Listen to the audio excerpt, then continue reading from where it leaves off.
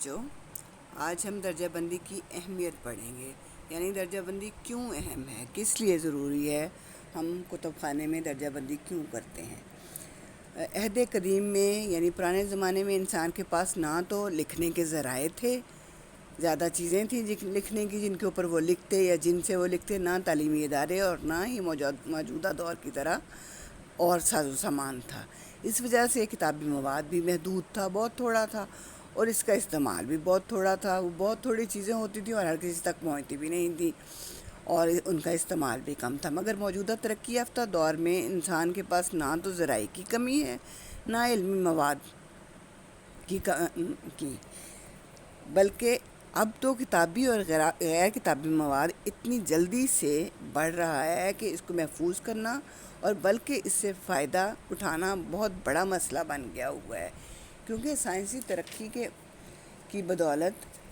یعنی سائنسی ترقی کی وجہ سے کتب اور رسائل و جرائد کیا ہوتے ہیں؟ یہ رسالے ہی ہوتے ہیں جو خاص مضامین کے اوپر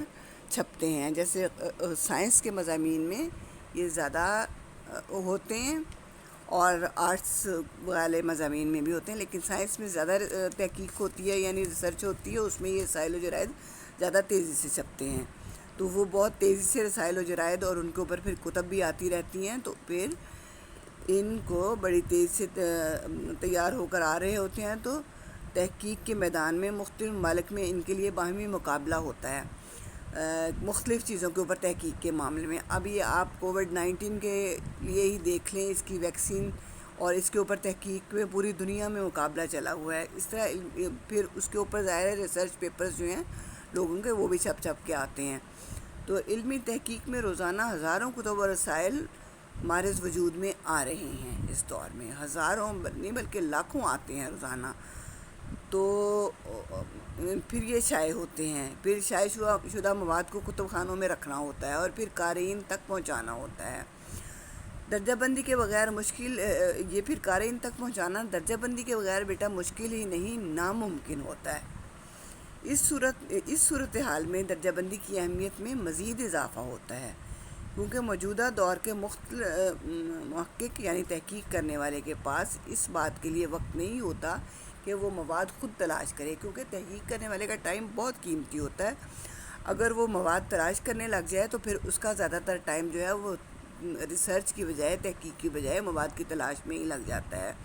تو پھر بلکہ وہ اپنے مطلوبہ مواد کی فہرست کتب خانہ کے عملہ کو دے دیتا ہے۔ اس طرح پھر کتب خانہ کا عملہ جو ہے وہ اس کا مطلوبہ مواد جو ہے وہ ایک جگہ کر کے اس کے لیے نکال کے رکھ دیتا ہے، کیونکہ وہ پہلے سے درجہ بند ہوا ہوتا ہے، ترتیب سے پڑا ہوتا ہے، وہ اس کے ایک جگہ نکال کے رکھ دیتا ہے اور پھر وہ اس کو فراہم کر دیتا ہے۔ تو اس طرح وہ تھوڑی سی دیر میں اپنی ضرورت کا مواد حاصل کر لیتا ہے۔ ایسا صرف کیسے ہے؟ یہ صرف درجہ بندی کی وجہ سے ہی ہے، ممکن ہے، کیونکہ اگر کسی کتب خانے کا مواد کسی درجہ بندی کے مطابق نہ رکھا گیا ہو تو پھر نہ تو کتب خانے کا عملہ اپنے قاری کو مطلوبہ مواد فراہم کرنے کے قابل ہوگا،